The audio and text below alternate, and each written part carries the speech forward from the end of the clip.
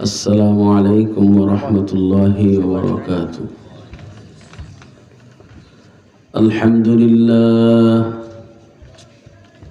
الحمد لله نحمده ونستعينه ونستغفره ونؤمن به ونتوكل عليه ونعوذ بالله من شرور أنفسنا ومن سيئات أعمالنا من يهده الله فلا مضل له ومن يضلله فلا هادي له ونشهد أن لا إله إلا الله وحده لا شريك له ونشهد أن سيدنا وسندنا وحبيبنا ومولانا محمدا عبده ورسوله صلى الله تعالى عليه وعلى آله وأصحابه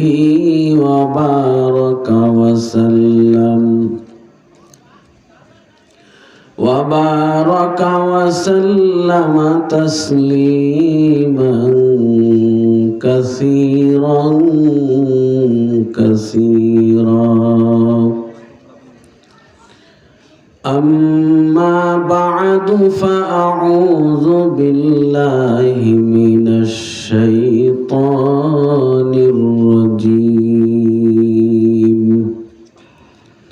بسم الله الرحمن الرحيم واصبر نفسك مع الذين يدعون ربهم بالغداة والعشي يريدون وجهه ولا تعد عيناك عنهم تريد زينة الحياة الدنيا ولا تطع من أغفلنا قلبه عن ذكرنا واتبع هواه وقال رسول الله صلى الله عليه وسلم عليكم بمجالسة العلماء واستماع كلام الحكماء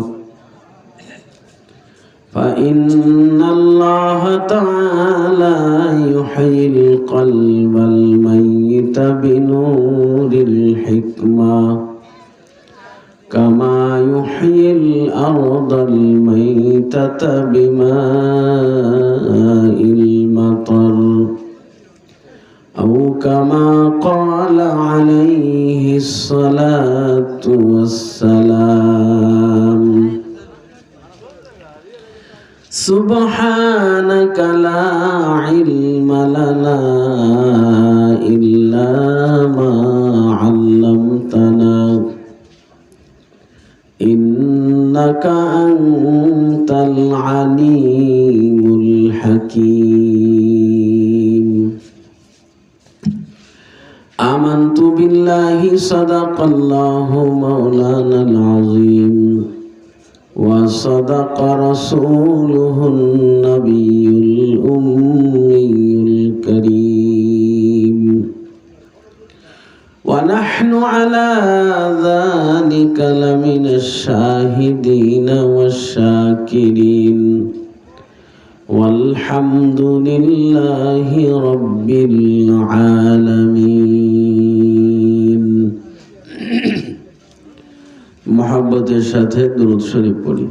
अल्लाहुम्मा सल्लि अला मुहम्मदिन व अला आलि मुहम्मद कमा सल्लैता अला इब्राहिम व अला आलि इब्राहिम इन्नका हमीदुम मजीद।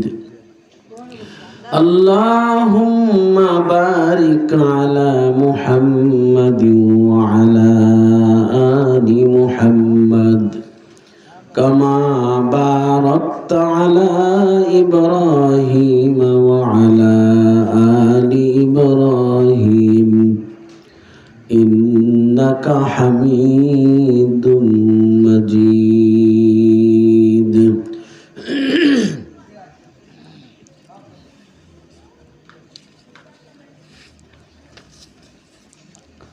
नौपाड़ा आजुलपुटी रशीदुल उलूम इस्लामिया कौमी मद्रासार उद्योगे आयोजित आजकेर এই মাহফিলের মুআজ্জাজ উলামা ইকরাম, উপস্থিত অত্র এলাকার প্রাণপ্রিয় সর্বস্তরের দিনদার ইমানদার ভাইরা, পর্দার আড়ালে অবস্থানরতা সম্মানিতা মা ও বোনেরা, আল্লাহ পাক রব্বুল আলামিন এই ফিতনার জামানায় আমাদেরকে যাচাই করে বাছাই করে মায়া করে মহব্বত করে দিনের এই মুবারক মজমায় গুনাহ মাফের মজলিসে জান্নাতের বাগানে বসবার তৌফিক দান করেছেন। এজন্য অন্তর থেকে শুকরিয়া আদায় করি, বলি আলহামদুলিল্লাহ। মহব্বতের ভাইরা, দুনিয়াতে বহু রকমের মজমা হয়। সব মজমার মূল্য আল্লাহর কাছে একরকম নয়। আমরা অনেক সময় মনে করি মজমায় যদি লোকের সংখ্যা বেশি হয় তো মজমা দামি। বেশি লোকের কারণে মজমা দামি হয় এমন নয়।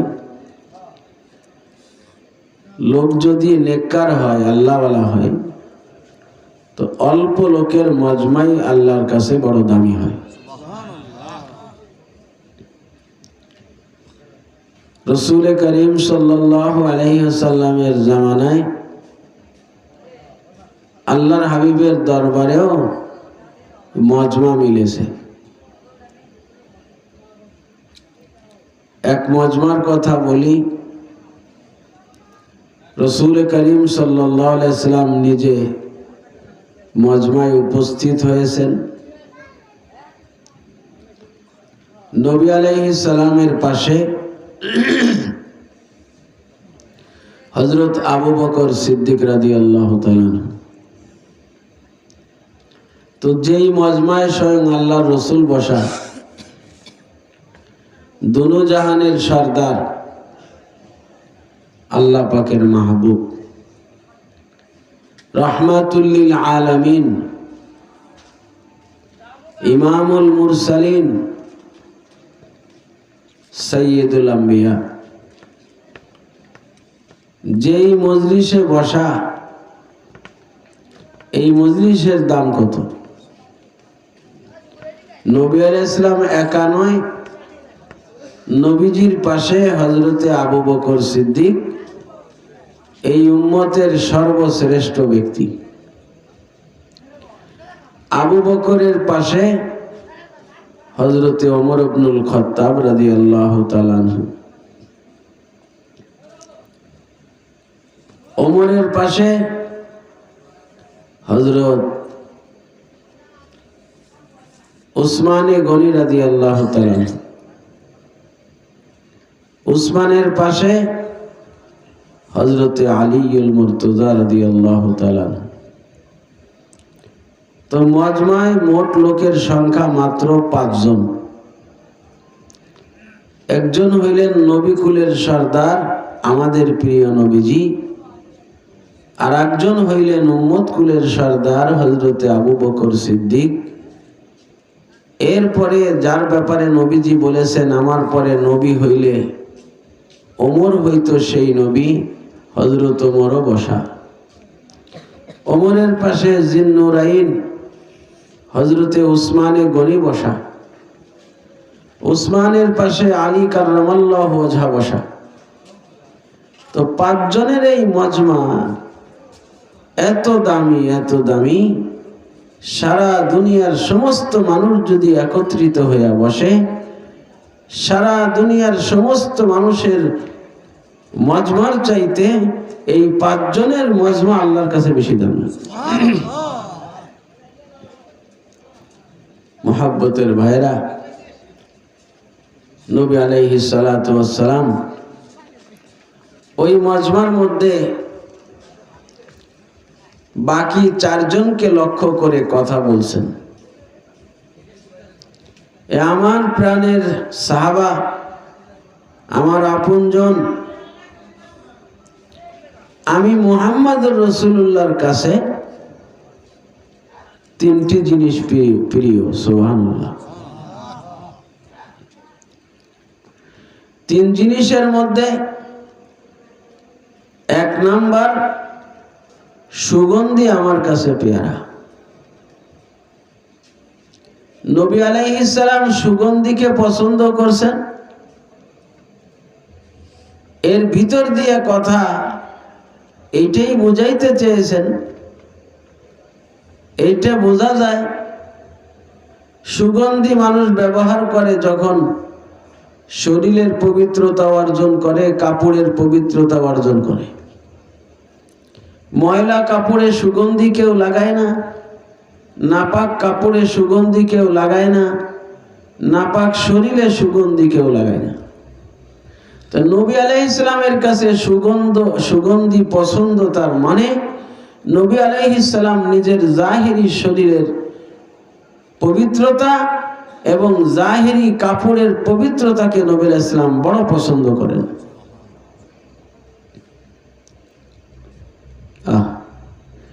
এজন্য এটা ইসলামের একটি বুনিয়াদি কথা। কাপড় পাক, শরীর পাক, দুইটার পবিত্র থাকলে সব ইবাদত করা যায়। কাপড় আর শরীর যদি পাক না থাকে, অনেক ইবাদতই সে করতে পারে না। মুহাব্বতের ভাইরা, বাসার থেকে বের হইতে সব সময় খেয়াল রাখতে হবে যে আমার কাপড় এবং শরীর পাক আসেনি। লুঙ্গিতে কাপড়ে যদি সন্দেহ থাকে, বাসার থেকে বের হইতে পবিত্র সন্দেহমুক্ত কাপড় পরে বের হন, কারণ যে কোনো জায়গায় নামাজের ওয়াক্ত হইতে পারে। শরীর যদি নাপাক থাকে, পবিত্রতা অর্জন করে বের হন, কারণ হইতে পারে রাস্তায় আপনার মউত হয়ে যাবে। আমার নিজের জীবনের কথা বলি। আমি কোনো এক জায়গায় জানাজায় গিয়েছি। কষ্ট হইতেছে আপনাদের? ঘুমাই এসে গেছে। আমি এক জায়গায় নিজে জানাজায় গেছি। যার জানাজা পড়ানো হবে এ বেচারা অ্যাক্সিডেন্টে মারা গেছে। তো শরীর একেবারে ক্ষত বিক্ষত, টুকরা টুকরা হয়ে গেছে। এমন অবস্থা যে সেই শরীর খোলার কোনো কায়দা, হুগলার পাটি দিয়ে পেঁচাইয়া বাইন্দে তারপরে আনছে। এখন ওই লাশ, ওই হুগলা খোলার কোনো কায়দা নেই। মানে লাশের যা অবস্থা, তাতে সেই লাশ দেখার মতো না, লাশকে গোসল দেওয়ার মতো না। আমি তো জানাজায় দাঁড়াই গেছি। ইতিমধ্যে এক লোক আমার কানে কানে কয়, হুজুর, এই যে লোকের জানাজা পড়াইতেছেন তার বিবি আমার কাছে বলল যে আমার স্বামীর তো গোসল দেওয়া হয় নাই। তো উনি যখন বাসার থেকে বের হয়ে রওনা করছেন তখন ওনার শরীরটা নাপাক ছিল। হুজুরের কাছে কথাটা বলো। এখন জানাজায় দাঁড়ায় গেছি, লোকজন কাতার বন্দী হয়ে গেছে। এখন লাশের গোসল, তার শরীর নাপাক ছিল, বলেন এখন কি করার আছে কোন? গোসল দেওয়ার মতো কোনো কায়দাও নাই, লাশের অবস্থা যা। এখন উপায় কি? এখন ওই নাপাক অবস্থায় তারে কি পড়াই দিতে হবে জানা যাবে, এর কোনো বিকল্প নেই। তো এই বেটা তার ইন্তেকালটা হইল কোন অবস্থায়? নাপাক অবস্থায়। এমন কি নাপাক অবস্থায় সে দুনিয়া থেকে গেল, তার উপরে গোসল কি রয়েছে? ফরজ। দেখছেন নি? এই জন্য আল্লাহর রাসূল বলেন, জাহিরি শরীরের পবিত্রতা আমার কাছে পছন্দ, জাহিরি কাপড়ের পবিত্রতা আমার কাছে পছন্দ। ও ভাই, সবসময় গায়ের কাপড় পবিত্র রাখিও, শরীর পবিত্র রাখিও। বাসার থেকে বের হইতে আগে নিজের শরীর এবং কাপড়ের খবর নিয়ে বের হও। সন্দেহ থাকলে কাপড় পরিবর্তন করে পবিত্র কাপড় পরে বের হও। জানা নাই তুমি এই অবস্থায় আবার বাসায় ফিরে আসতে পারবে নি। হইতে পারে তোমার রাস্তায় মউত হয়ে যাইতে পারে নাপাক অবস্থায়। আল্লাহর রাসূল সাল্লাল্লাহু আলাইহি ওয়াসাল্লাম বলেন, আমার কাছে জাহিরি শরীরের পবিত্রতা পছন্দ, আমার কাছে জাহিরি কাপড়ের পবিত্রতা পছন্দ। দয়ার নবীজি বলেন, 2 নাম্বার আমার কাছে পছন্দ নেককার স্ত্রী। সুবহানাল্লাহ। ও ভাই, দুনিয়াতে যত নিয়ামত আছে, যত সম্পদ আছে, বাড়ি সম্পদ, গাড়ি সম্পদ, সোনা দানা সম্পদ, হাজার হাজার কোটি টাকা সম্পদ, যত রকমের সম্পদ আছে, সবচাইতে বড় সম্পদ হইল নেককার স্ত্রী। সুবহানাল্লাহ। আর দুনিয়া কুল্লুহা মাতা ও খায়রু মাতা'ইদ দুনিয়া আল মারআতুস সালিহা। দয়ার নবীজি বলেন, দুনিয়ার সবকিছুই সম্পদ, তবে সবচাইতে দামি সম্পদ হইল নেককার স্ত্রী। সুবহানাল্লাহ। কথাটা বুঝতে কষ্ট হইল নি? নেককার স্ত্রী যে সবচাইতে বড় সম্পদ, এই কথার ভিতরে সন্দেহ আসেনি? ও ভাই, দুনিয়াতে মানুষ দাম্পত্য জীবনে সুখী হইতে চায়, বলেন তো 7 তলা বালাখানা আছে, এয়ার কন্ডিশন লাগানো আছে, স্বর্ণ দিয়া খাট বানাইছেন আপনি, দামি মখমলের বিছনা বিছানো, ঘরে কোনো কিছুর অভাব নাই। ঘরের স্ত্রী যদি নেককার দিনদার না হয়, সেই ঘরে কিন্তু শান্তি নাই। ঝগড়া ফাসাদ লেগেই থাকবে, ঝগড়া ফাসাদ লেগেই থাকবে। মায়ের কারণে সন্তান বিয়াদব হয়, মায়ের কারণে ছেলে বিয়াদব হয়, মায়ের কারণে মেয়ে বিয়াদব হয়। আর যদি স্ত্রী নেককার হয়, ছেলে সন্তানও বিয়াদব হয় না, নেককার হয়। সুবহানাল্লাহ। এই জন্য মহব্বতের ভাইরা, নেককার স্ত্রী বড় দামি, বড় দামি। স্ত্রী যদি নেককার হয়, সবরকারিনী হয়, স্বামী ভক্ত হয়, ইবাদত গুজার হয়, পর্দানিশীন হয়, স্বামীর ঘরে দিন পর এক সন্ধ্যা খাইবে, নাশুকরি করবে না, কম দামের কাপড় পরাইবেন, নাশুকরি করবে না। অনেক মেয়ে ছেলে এমন আছে বড় জ্ঞানী বুদ্ধিমান, স্বামীর মেজাজ বোঝে, অবস্থা বোঝে। অনেক সময় বাসায় বাজার নাই, রাত্রে যাবার পরে কয় বাজার তো নাই, আমাকে কেন ফোন করে বলো নাই? বলে ভয়ে ফোন করি নাই, আপনার কাছে টাকা আছে কি নাই তা তো জানি না, যদি বাজারের কথা বলি আপনি পেরেশান হবেন, এজন্য আপনার কাছে ফোন করি নাই। স্বামী স্ত্রীর জন্য কাপড় নিয়ে আসছে, কম দামের কাপড়। স্ত্রীর হাতে দিয়া বলে দেখো কাপড় কেমন লাগে। স্ত্রী যেহেতু নেককার, সব সময় চিন্তা করে আমার কোনো কথায় যেন আমার প্রাণের স্বামী কষ্ট না পায়। স্বামীর চেহারার দিকে তাকায়া হাসি মুখে বলে তুমি যেই কাপড় এনেছো এটা বড় সুন্দর কাপড়, এমন কাপড়ই তো আমার মন চাইছিল। কাপড়ের দাম যে কম, এজন্য স্ত্রী বেজার না, স্ত্রী অসন্তুষ্ট নয়। বাড়িতে বাজার না থাকলেও পেরেশান হয় না, অসুস্থ হইলেও সবর করে, স্বামীর উপরে কোনো প্রেশার দেয় না। ও ভাই, এমন নেককার স্ত্রী যার ঘরে কুড়ে ঘরে থেকে ডাল ভাত খাওয়ার পরেও তার ঘরটা হয় স্বর্গ।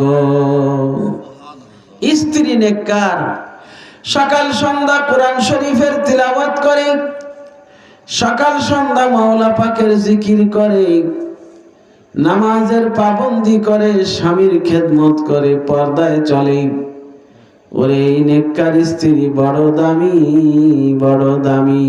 ওই স্ত্রীর কারণে মরণ পর্যন্ত ঘরে সুখ আর শান্তি।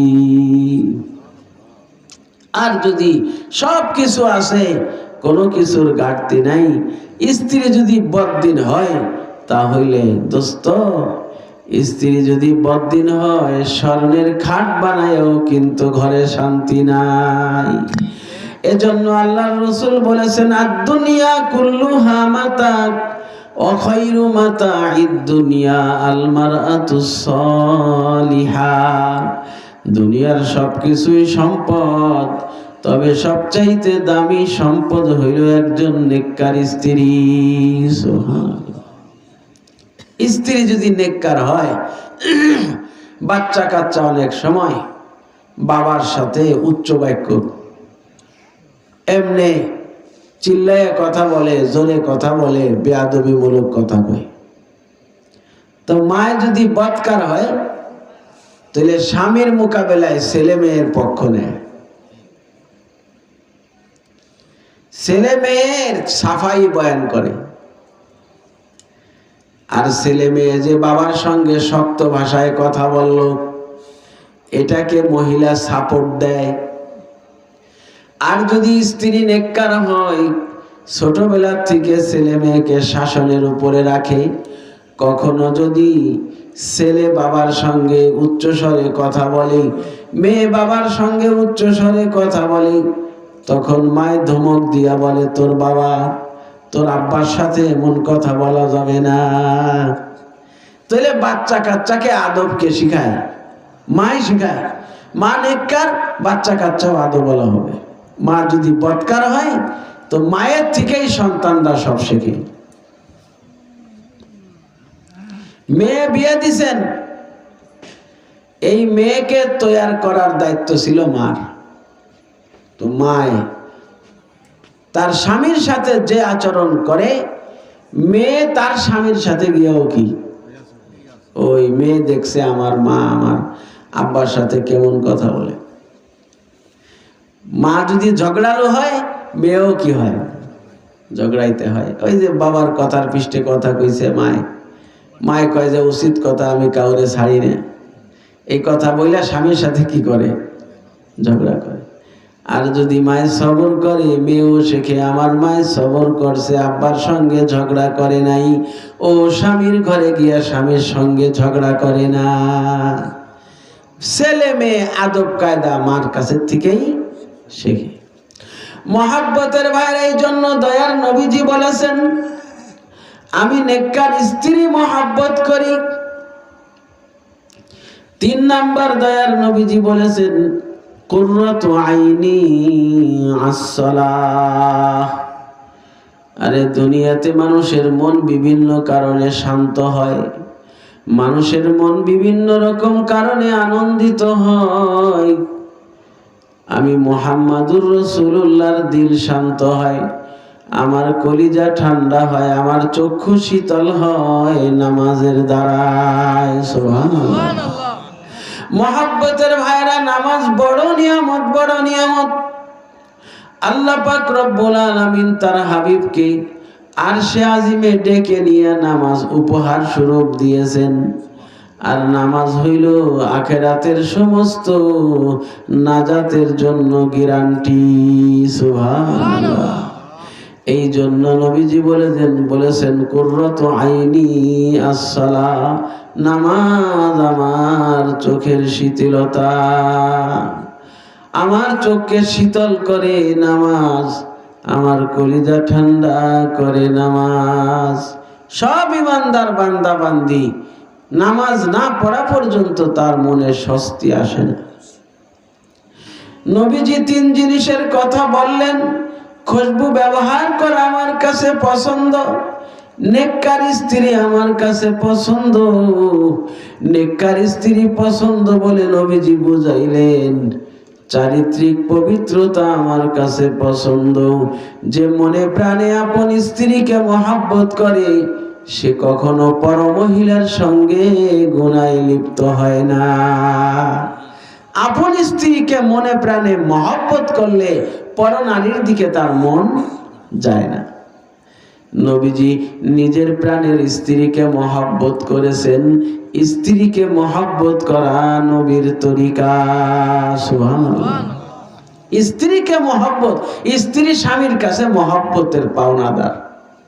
যেমন ছোট বাচ্চা মায়ের কোল তার কাছে হক, মায়ের বুকের দুধ তার হক, মায়ের কোলে ঘুমানো তার হক, মায়ের বুকে ঘুমানো তার হক।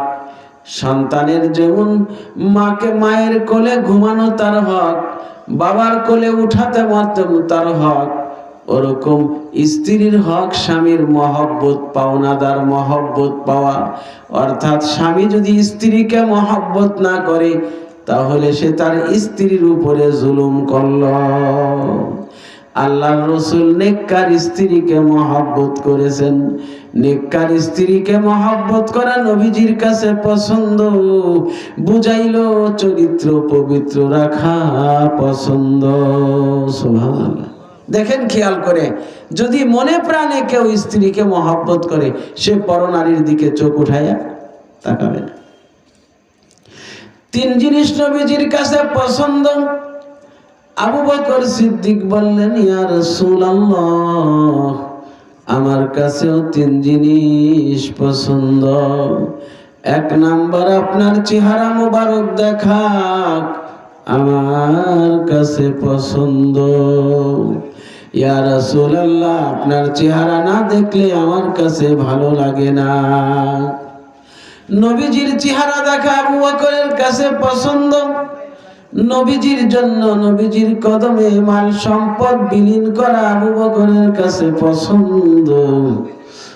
আরে আবু বকরের মেয়ে আম্মা জানা আয়েশা নবীজির খিদমত করে, এই কথাটা নবীজির কাছে বড় পছন্দ।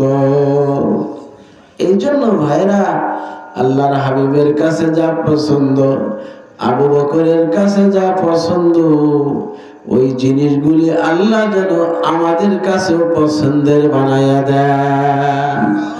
আমরা আল্লাহর রাসূলকে মহব্বত করি, আমরা আবু বকরকে মহব্বত করি, হযরতে ওমর ইবনুল খাত্তাবকে মহব্বত করি, হযরতে উসমানে গনিকে মহব্বত করি, হযরতে আলী কাররামাল্লাহু ওয়াজহাকে মহব্বত করি। আল্লাহ পাক আমাদের সকলকে এই মাহবুব বান্দাদেরকে মহব্বত করার তৌফিক দান করেন। তারা যেই জিনিস ভালোবাসে ওই জিনিস যেন আমরাও ভালোবাসতে পারি, আল্লাহ আমাদের সকলকে তৌফিক দিয়ে দেন। মহব্বতের ভাইরা, দোয়া হবে, মুনাজাত হবে। খুব মহব্বতের সাথে একবার সূরা ফাতিহা, 3 বার সূরা ইখলাস এবং দুরূদ শরীফ পড়ি। আউযু বিল্লাহি মিনাশ শাইতানির রাজীম। বিসমিল্লাহির রহমানির রহিম। আলহামদুলিল্লাহি রাব্বিল আলামিন। الرحمن الرحيم مالك يوم الدين إياك نعبد وإياك نستعين اهدنا الصراط المستقيم صراط الذين أنعمت عليهم غير المغضوب عليهم ولا الضالين آمين بسم الله الرحمن الرحيم قل هو الله أحد الله الصمد لم يلد ولم يولد ولم يكن له كفوا أحد بسم الله الرحمن الرحيم قل هو الله أحد الله الصمد لم يلد ولم يولد ولم يكن له كفوا أحد بسم الله الرحمن الرحيم قل هو الله أحد الله الصمد لم يلد ولم يولد ولم يكن له كفوا أحد أستغفر الله الذي لا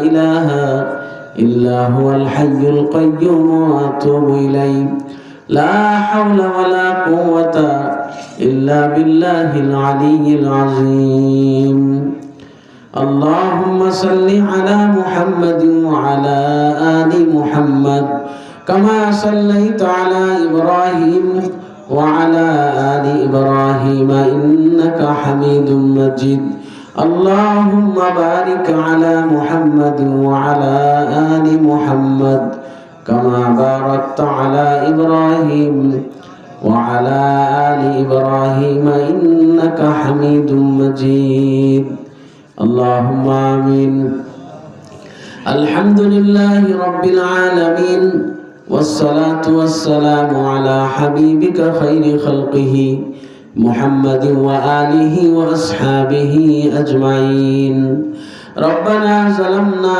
أنفسنا وإن لم تغفر لنا وترحمنا لنكونن من الخاسرين اللهم اغفر لنا ذنوبنا وكفر عنا سيئاتنا وتوفنا مع الأبرار حسبنا الله ونعم الوكيل نعم المولى ونعم النصير أي الله আপনি আমাদের রব আপনি আমাদের সব মওলা রে মেহেরবানি করে আমাদের জীবনের সমস্ত গুনাহ maaf করে দেন আয় আল্লাহ আমাদের টুটাফাটা আমল আপনার দরবারে কবুল করে নেন আমলের সব নবী আলাইহিস সালামের রওজা পাকের সোনার মদিনায় পৌঁছে দেন আয় আল্লাহ হযরতের আহলে ইয়াল সাহাবায়ে কেরাম তাবেঈন তাবে তাবেঈন আইম্মায়ে মুস্তাহিদিন সালফে সালেহিন বুজুর্গানে দিন আয় আল্লাহ যারা জান মাল নিয়ে আপনার দ্বীনের জন্য শহীদ হয়ে গেল